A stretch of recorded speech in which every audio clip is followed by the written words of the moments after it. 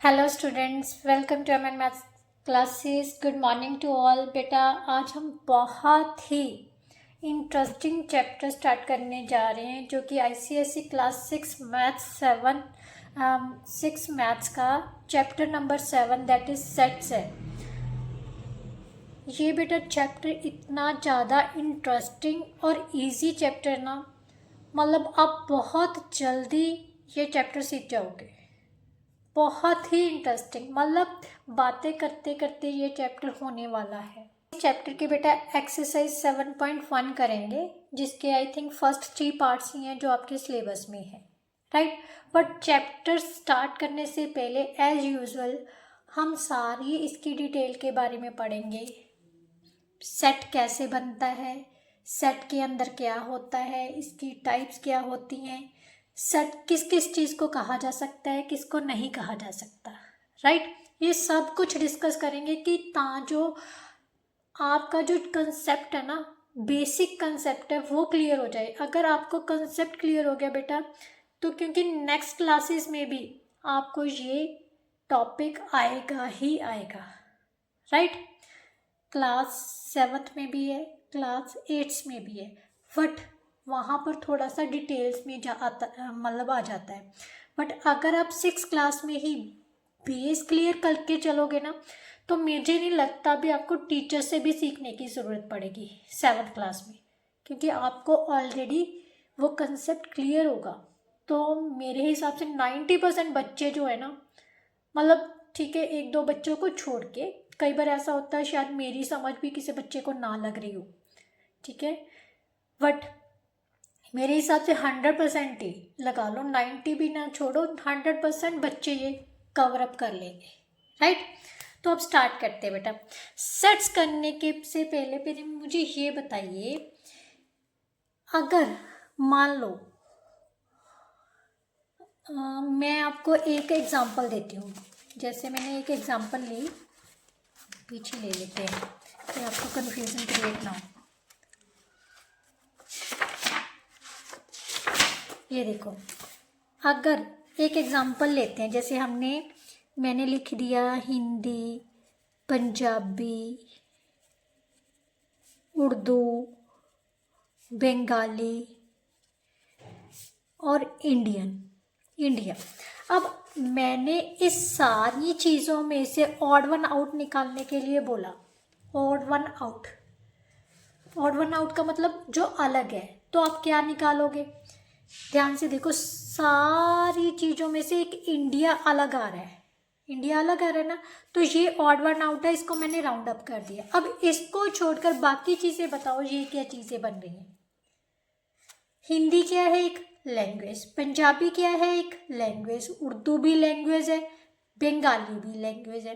तो इसका मतलब ये सारी क्या बन रही हैं? लैंग्वेज। इंडिया को छोड़ के बाकी सभी क्या है?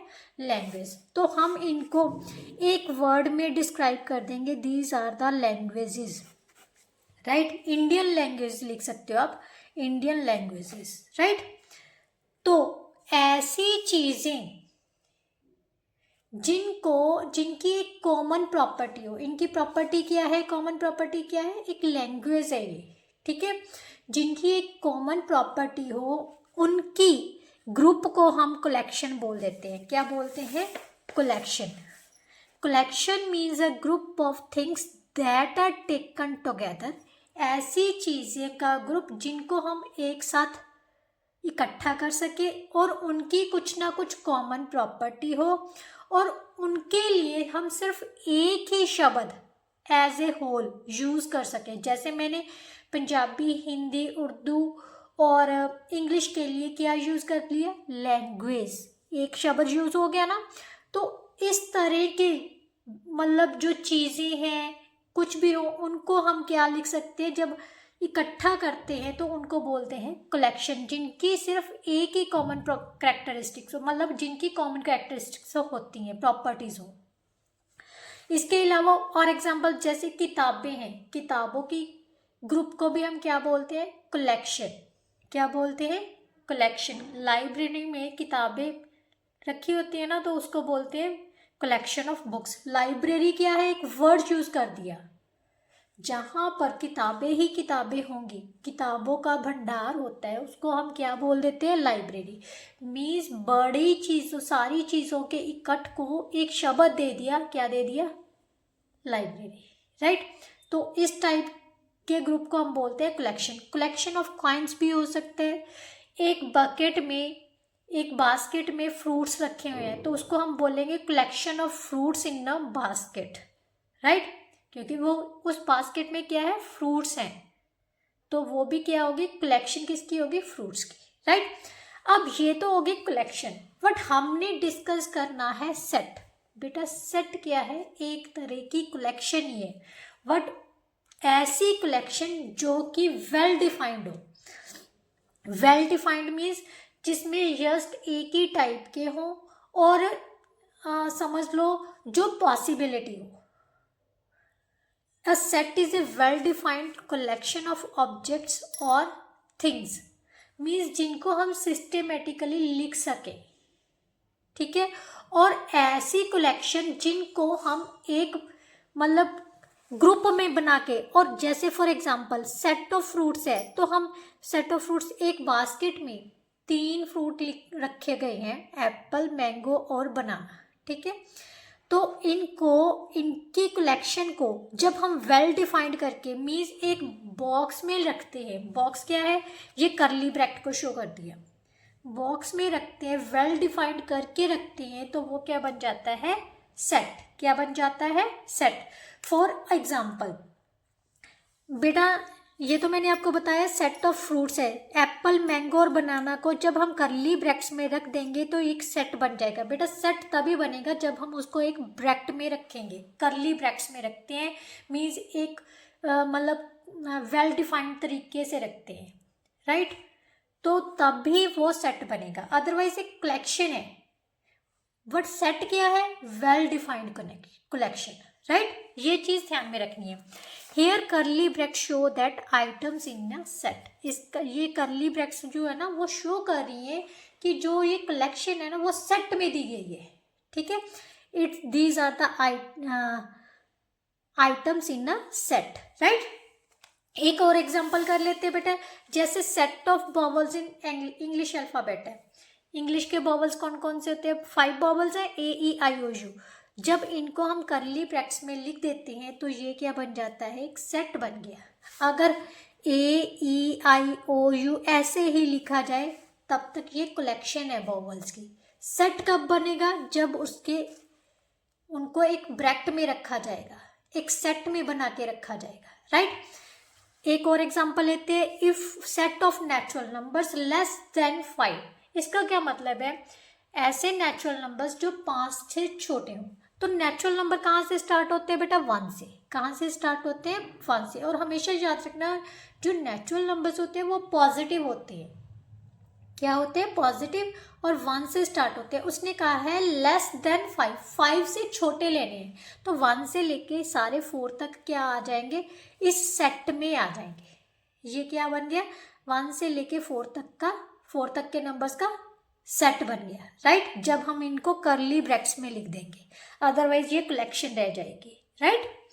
अब कुछ चीज़ें ऐसी होती हैं कि सेट बन ही नहीं सकती। कैसे नहीं बन सकती? मान ले आपकी क्लास में स्टूडेंट्स हैं, ठीक है, तो क्या सेट ऑफ गुड स्टूडेंट्स बना सकते हो? कई बच्चे कहेंगे जी बना देंगे, ये अच्छा है, ये अच्छा है, ये अच्छा है।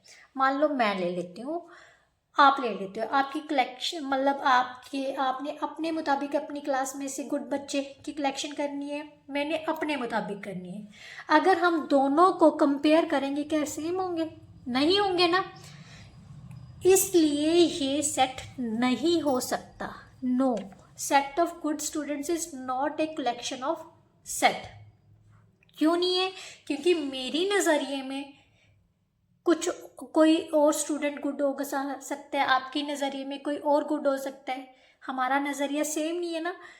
जो यूनिवर्सल सच्चाई होगी वही सेट बना सकती है। जैसे यूनिवर्सल क्या है? Set A E I O U, सबके लिए बॉबल सेम होंगे, मेरे लिए भी बॉबल सेम है, आपके लिए भी बॉबल सेम है, ठीक है, तो ये सेट बनता है। नेचुरल नंबर्स आपके लिए भी लेस देन 5 कौन से होंगे? 1 to 4 होंगे, मेरे लिए भी 1 to 4 होंगे, राइट। दोनों के लिए सेम है तो ये भी सेट बनाएगा। बट जो गुड स्टूडेंट्स है वो आपके लिए कुछ और हो सकते हैं, मेरे लिए कुछ और हो सकते हैं, क्योंकि मैं हो सकता है मैं उनकी कुछ और जो क्वालिटीज़ हैं उनको देख के उनको बोल दूँ गुड स्टूडेंट्स हैं ये। आपके नज़रिए में जिसके नंबर ज़्यादा आते हों शायद वो गुड स्टूडेंट्स हों। इसलिए बेटा जो यूनिवर्सल ट्रुथ होगा ना, मतलब जो हर एक के लिए सही होगा, सेम चीज़ होगी, वही सेट बना सकते हैं, राइट। इसी तरह से बेस्ट प्लेयर्स ऑफ क्रिकेट। अब बेस्ट प्लेयर्स ऑफ क्रिकेट हम चूज कर सकते हैं? नहीं कर सकते, क्योंकि मेरी नज़र में, क्योंकि विकेट कीपर्स भी होते हैं, विकेट क्रिकेटर मतलब बैटर्स भी, बैट्समैन भी होते हैं, विकेटर भी होते हैं, विकेट कीपर्स भी होते हैं। तो इनसे इन सब में से बेस्ट निकालना मुश्किल है ना। मेरी नज़र में कोई और बेस्ट होगा, आपकी नज़र में कोई और बेस्ट होगा, आपको कोई और अच्छा लग रहा होगा। इसलिए दोनों की जो नज़रिया है वो अलग अलग है, तो ये सेट क्रिएट नहीं हो सकता, राइट। मेरे समझाने का मतलब यही था भी बेटा, हर चीज़ की कलेक्शन सेट नहीं बन सकती। कुछ चीज़ें ऐसी होती हैं जिनका हम सेट नहीं बना सकते। क्यों नहीं बना सकते? जो चीज़ मेरे लिए अलग होगी, आपके लिए अलग होगी, उसका सेट कभी भी क्रिएट नहीं हो सकता, ठीक है। अब आती है बेटा elements of set. Elements of set क्या होते हैं? जो भी इस सेट में मेंबर्स होंगे, मेंबर्स मीन्स ऑब्जेक्ट्स होते हैं, जैसे 1 2 3 4, ये सारे क्या हैं? एलिमेंट्स हैं सेट्स के। क्या है? एलिमेंट्स है। 1 2 3 4 ये एलिमेंट्स है। AEIOU ये भी एलिमेंट्स है। Members of set are called its elements, right. और objects of set are called its members और एलिमेंट्स, कुछ भी बोला जा सकता है, राइट। अब एग्जांपल लेते हैं। एग्जाम्पल हम जैसे वोवल्स अक्षर का सेट लिया है AEIOU, तो यहाँ पर AEIOU ये these are the elements of sets, right. Now next है बेटा नोटेशन।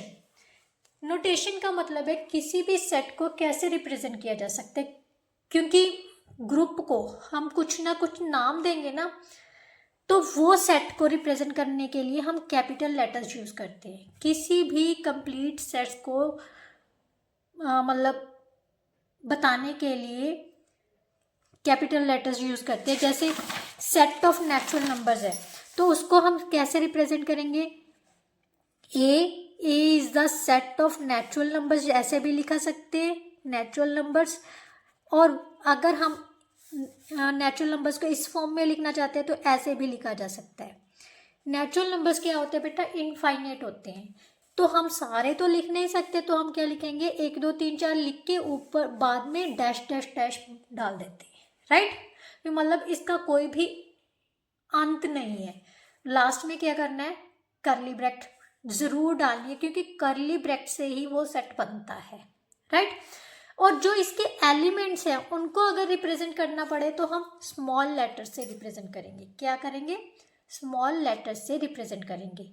उसके बाद आता है बेटा एप्सिलॉन। अब ये कहोगे कि मैडम ये क्या पंगा डाल दिया आपने, ये तो हमने कभी सुना ही नहीं है। एप्सिलॉन क्या होता है बेटा? एप्सिलॉन एक ग्रीक वर्ड है, ठीक है, जो हम किसकी जगह पर यूज़ करते हैं? बिलोंग्स टू की जगह पर। किसकी जगह पर? Belongs to. अब ये बिलोंग्स टू का मतलब क्या आता है? जैसे मेरी फैमिली है, मेरी फैमिली में 5 मेंबर है और मैं इस फैमिली का क्या हूँ? मेंबर हूँ, ठीक है। तो इस चीज़ को शो करने के लिए मैं इस फैमिली को बिलोंग करती हूँ, इसको शो करने के लिए मैं एप्सिलॉन लगाती हूँ। क्या लगाती हूँ? एप्सिलॉन। फॉर एग्जाम्पल मान लेते हैं हमारे पास एक सेट है, ठीक है। सेट क्या है? नेचुरल नंबर्स का है। नेचुरल नंबर्स 1 से लेके 5 तक का सेट है, ठीक है। उसमें से जो एक है, अगर हमने लिखना हो एक क्या है? सेट ए का मेंबर है, तो कैसे रिप्रेजेंट करेंगे? 1 belongs to set A, 2 belongs to set A. अब 6 क्या इसका मेंबर है? नहीं है ना, तो यहाँ पर क्या लिखेंगे? 6 doesn't belongs to. Doesn't belongs to की जगह पर हम ये एप्सिलॉन का साइन डाल के उस पर एक लाइन खींच देंगे कि मतलब 6 जो है वो इस सेट को बिलोंग नहीं कर रहा, राइट। ये तो यहाँ तक तो आपको पता चल गया भी कौन सी चीज़ किस तरह से सेट को कैसे रिप्रेजेंट किया जा सकता है, या मतलब उनकी नोटेशंस क्या है, सब कुछ क्लियर हो गया। अब आता है बेटा रिप्रेजेंटेशन ऑफ सेट। सेट को रिप्रेजेंट करने के भी 3 मेथड है। क्या कितने मेथड है?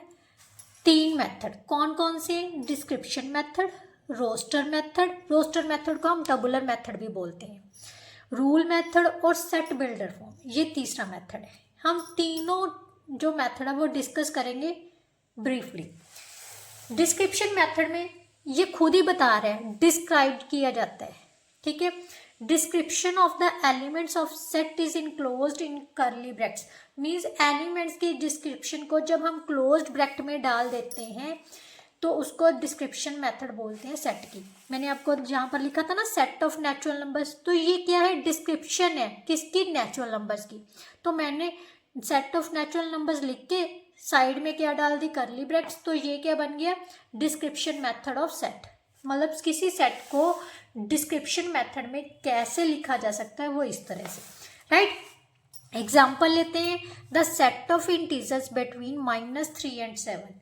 अगर हमें ये स्टेटमेंट दी हुई है और लिख दिया जाए कि इसको डिस्क्रिप्शन मेथड में लिखो, तो क्या लिखोगे? कर्ली ब्रैकेट डाल दो। क्या लिखा हुआ है? इंटीजर्स बिटवीन -3 and 7, वही उठा के मैंने ये लिख दिया और सेट की जगह पर कर्ली ब्रैकेट डाल दी।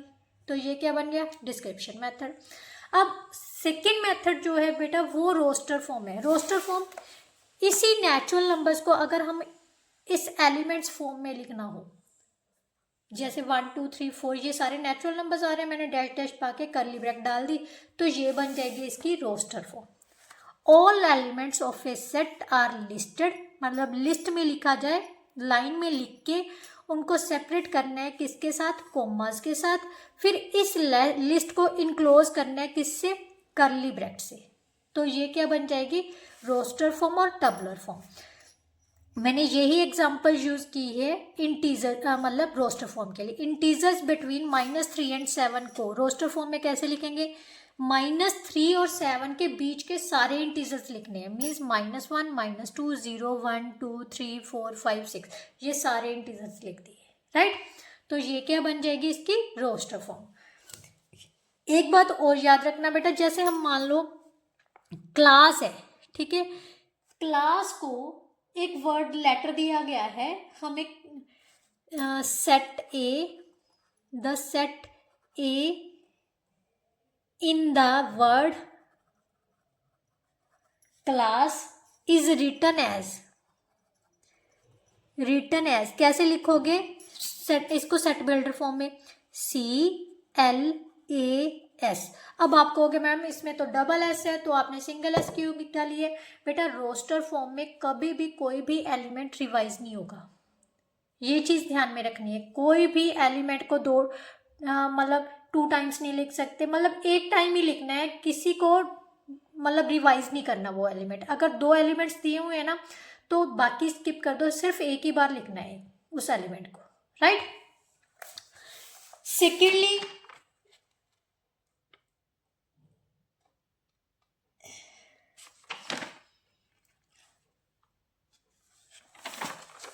रूल मेथड है, रूल और सेट बिल्डर फॉर्म। रूल और सेट बिल्डर फॉर्म क्या है बेटा? यहाँ पर हम किसी वेरिएबल को यूज करेंगे, किसको रिप्रेजेंट करने के लिए? एलिमेंट को रिप्रेजेंट करने के लिए। उसके बाद उसको फॉलो अप करना है कैलन के साथ। कैलन के साथ फॉलो अप करने के बाद then we write the defining property of each element. For example बेटा द सेट ऑफ एग्जाम्पल, क्योंकि ये जो रूल मेथड है ना आपको एग्जाम्पल की मदद से ही जल्दी समझ आएगा। The set of whole numbers, हमें दिया हुआ है set of whole numbers less than 9 in set builder form और रूल मेथड, ऐसा लिखा हो सकता है, ठीक है। Write the set of set builder form. तो कैसे लिखोगे? सबसे पहले तो सेट को रिप्रेजेंट करने के लिए हम कैपिटल लेटर्स लेंगे। नोटेशन किसकी होती है? कैपिटल लेटर्स की। अब कर्ली ब्रैकेट डालेंगे क्योंकि सेट को रिप्रेजेंट करना है तो कर्ली ब्रैकेट डालनी ही पड़ेगी। बट इसके बीच में हम रूल मेथड कैसे? मैंने क्या कहा है कि वेरिएबल लेना है, कोई वेरिएबल क्या लेना है? एक्स ले लो, कोई भी वेरिएबल।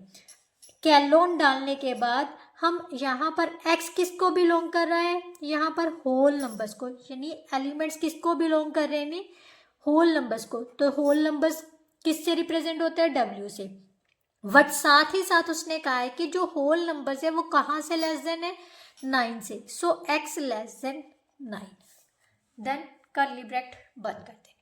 तो ये था हमारा रूल मेथड, राइट। अब यहाँ तक जो फर्स्ट एक्सरसाइज थी, जो भी सेट्स के रिलेटेड थे, वो मैं सारे आपको समझा दिए, ठीक है। अब हम एक्सरसाइज सॉल्व कर रहे हैं जिसके फर्स्ट 3 जो क्वेश्चंस हैं वो आपके सिलेबस में हैं। तो चलिए स्टार्ट करते हैं एक्सरसाइज 7.1।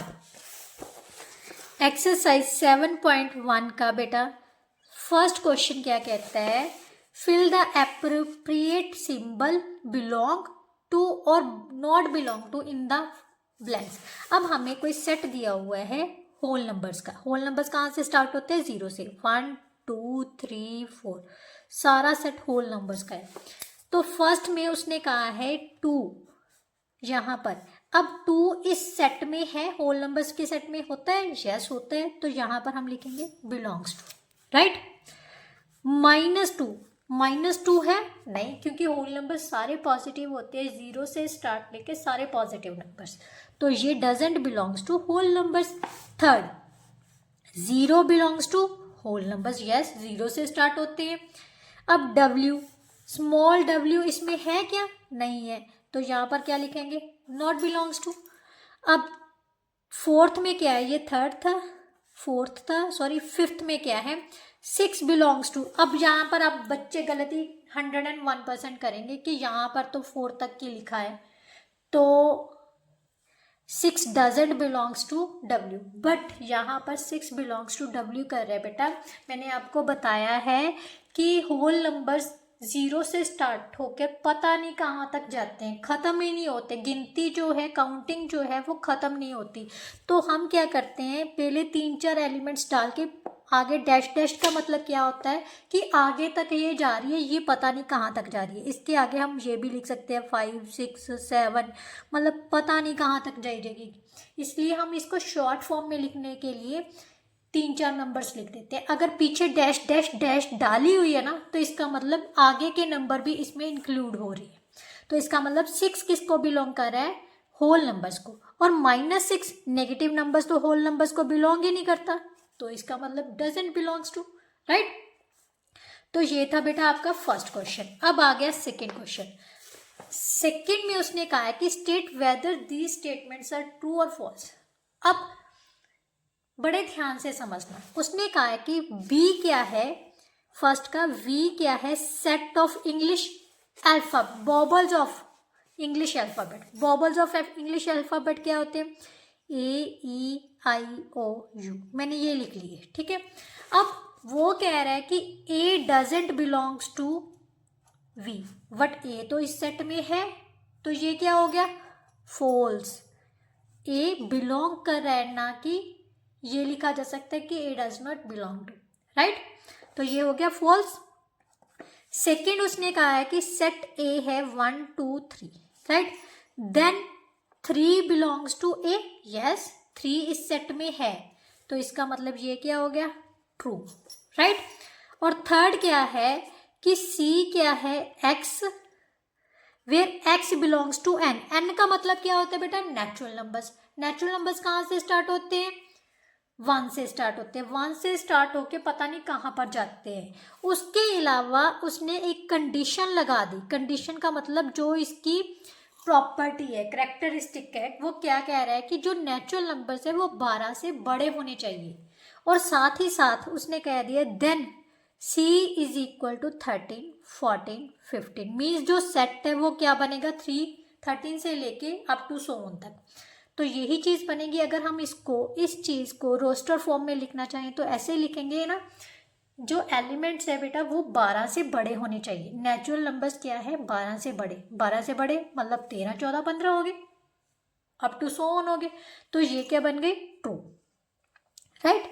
नाउ नेक्स्ट और last question of this exercise, जो कि आपके सिलेबस में है, क्या दिया हुआ है, write this sets in tabular form as well as in set builder form. वो कह रहा है कि इन क्वेश्चंस को सेट बिल्डर फॉर्म में भी लिखना है और टबलर फॉर्म में भी लिखना है। तो चलिए लिखते हैं। सबसे पहले थर्ड का फर्स्ट क्वेश्चन है, the set of numbers, set of whole numbers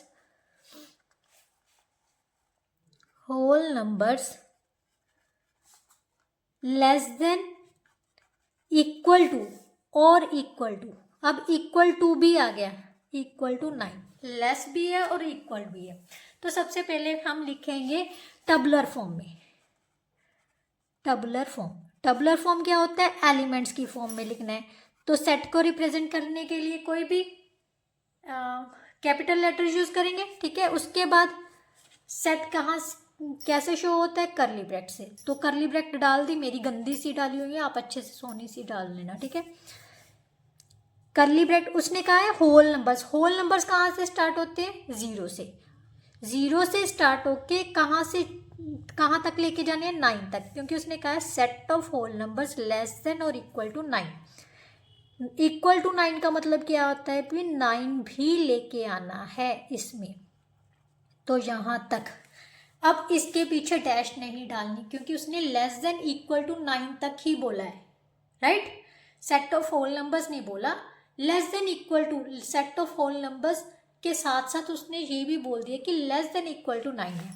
तो अब ये तो होगी टबलर फॉर्म। अब अगर सेट बिल्डर फॉर्म में लिखना होगा तो कैसे लिखेंगे, सेम ए लिख लिया, एक्स एक्सिलॉन कैलोन डाल दिया। एक्स किसको बिलोंग कर रहा है, होल नंबर्स को। वट एक्स क्या है, लेस देन इक्वल टू 9। ये बन गई आपकी set builder form, right. Now second part बेटा, the set of days of week whose name begin with letter T। सबसे पहले हम टबलर फॉर्म में लिखेंगे। अब उसने कहा क्या है, रिप्रेजेंट करने के लिए बी ले लेते, सेट बी ले लिया। Set of days of weeks whose name start with letter T. Days of week वो लेने हैं जिनका नाम किस लेटर से स्टार्ट होता है, टी से। सो सबसे पहले Tuesday, right, then Thursday, Sunday, Monday, Tuesday, Wednesday, Thursday, Friday, Saturday. Tuesday and Thursday, I think यही 2 लेटर आ रहे हैं, ठीक है। तो ये तो होगी बेटा टबलर फॉर्म। अब हमने लिखना है सेट बिल्डर फॉर्म में। सेट बिल्डर फॉर्म में कैसे लिखेंगे, B where X belongs two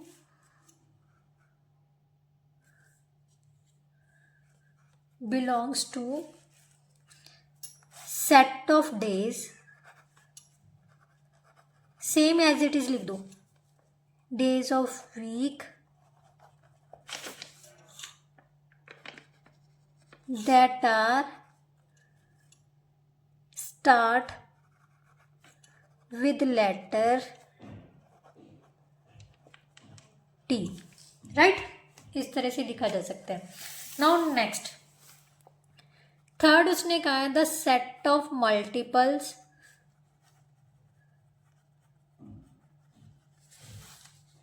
of 3 that lie between -25 and 25। ऐसे नंबर्स मल्टीपल्स जो 3 के मल्टीपल, ऐसे नंबर्स लेने हैं जो 3 के मल्टीपल होंगे। किसके बीच में लेने हैं, -24 से लेके 25 से लेके 25 तक का। तो सबसे पहले टबलर फॉर्म लिख देते हैं हम, ये तो इजी है, ठीक है। तो 3 के टेबल पर जो डिवाइड होते हैं, -24, देन -21, -18, -15, -12, -9, -3, 0, 3, 9, 12, 15, 18, 21 एंड 24। ठीक है, ये तो होगी टबलर फॉर्म बेटा। अब सेट बिल्डर फॉर्म में क्या लिखेंगे? सेट बिल्डर फॉर्म, देखो ये सारे क्या है, नेगेटिव और पॉजिटिव इंटीजर्स आ रहे हैं, तो इसका मतलब यहाँ पर जो एलिमेंट है वो इंटीजर्स को बिलोंग कर रहा है। तो हम क्या लिखेंगे? A where x, x colon, x belongs to I, integers को बिलोंग कर रहा है। बट एक्स किसके बिलोंग है? टू है 3n के, मतलब 3 के मल्टीपल के इक्वल है। और n किसके बीच में लाई कर रहा है? ध्यान से देखो, अगर n की जगह पर 8 डाल दें, -8 -24 बन जाएगा, और 8 डाल देंगे 24, -8 और +8 के बीच में लाई करेगा। ठीक है, क्लियर? ये थी बेटा आपकी set builder form. Now next है बेटा fourth part, a set of factors of 50 के सभी फैक्टर्स का सेट। बेटा सबसे पहले हम टबलर फॉर्म में कैसे लिखेंगे इसको? ए 50 के सारे फैक्टर्स लिखेंगे। 50 के कौन कौन से फैक्टर होते हैं? 1, 2, then 5, then 10, then 25, then 50। These are the factors of 50, right? तो इनको टबलर फॉर्म में लिख दिया।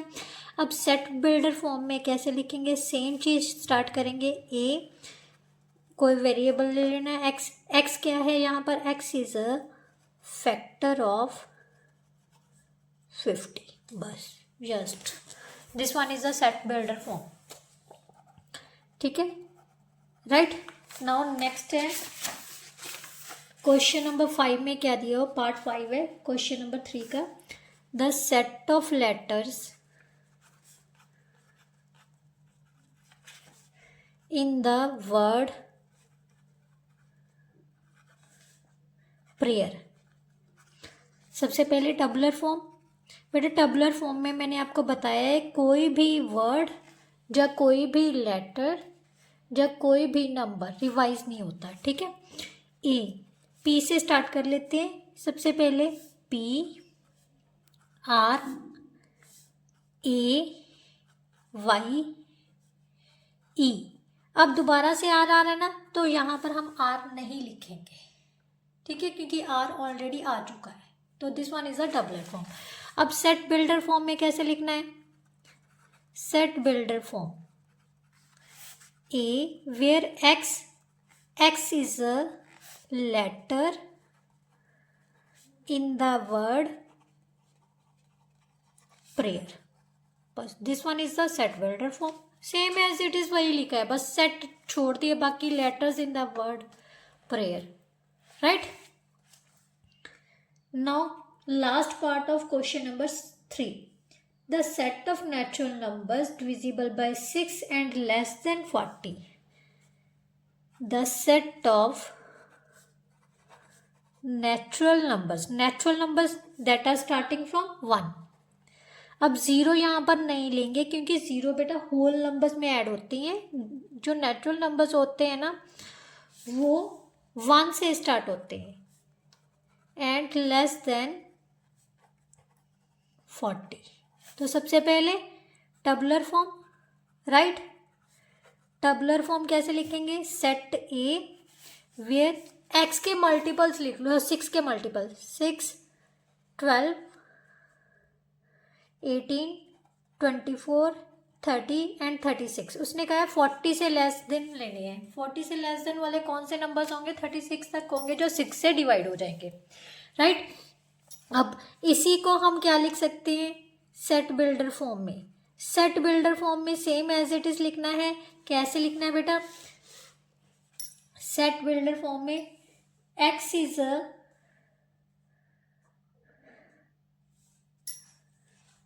लिख लो, चलो एक्स, क्योंकि नेचुरल नंबर है ना, X where X is a natural number और एक्स बिलोंग्स टू एन, और x is a multiple of 6 N, और n किससे छोटा है, 7 से, राइट। सो इस तरह से हम क्या लिख सकते हैं इसको, सेट बिल्डर फॉर्म में, राइट। ये 7 से लेस देन, क्योंकि 6 का टेबल 6 तक की काउंट हुआ है ना, तो उसके बाद तो हमने लिया ही नहीं है। इसका मतलब 7 से लेस देन वाले सारे नंबर्स ले लिए जो 6 से डिवाइड होते हैं, राइट। सो इस तरह से बेटा हम क्वेश्चंस को सॉल्व कर सकते हैं। आई होप सबको बहुत अच्छे से समझ आए होंगे। फिर भी कोई ऐसा क्वेश्चन है जो कंसेप्ट है, जहाँ कुछ टॉपिक है आपको नहीं समझ आता, कमेंट बॉक्स में कमेंट कर दिया करो, मैं कोशिश करूँगी कि उसको एक शॉर्ट वीडियो में दोबारा से एक्सप्लेन कर दूँ, राइट। बट कई बार पॉसिबिलिटी ये हो जाती है बेटा, घर में भी प्रॉब्लम हो सकती है, या कोई और अर्जेंट काम हो सकता है जिसकी वजह से मुझे मेरे माइंड से स्किप भी हो जाता है। तो कोशिश तो मेरी यही रहती है कि मैं उसी टाइम इंस्टेंटली अपलोड कर दूँ, बट कई बार बिजी शेड्यूल होने की वजह से भूल भी जाती हूँ मैं, तो इसके लिए मैं पहले से ही सॉरी कहती हूँ। बट फिर भी 100 में से 80% मेरी यही कोशिश रहती है कि मैं उसी समय ही अपलोड कर दूँ, राइट। अगर कंटेंट अच्छा लगे, समझ आए, तो प्लीज़ वीडियो को लाइक शेयर एंड कमेंट ज़रूर कर दिया कीजिए, इससे मुझे मोटिवेशन मिलती है। अभी से स्टार्ट कर लोगे तो 101% आपके मतलब मैथ्स के एग्ज़ाम में 100 आउट ऑफ 100 मार्क्स डेफिनेटली आएंगे, राइट। तो चलिए नेक्स्ट वीडियो में हम नेक्स्ट एक्सरसाइज करेंगे। तब तक के लिए good bye, thank you so much.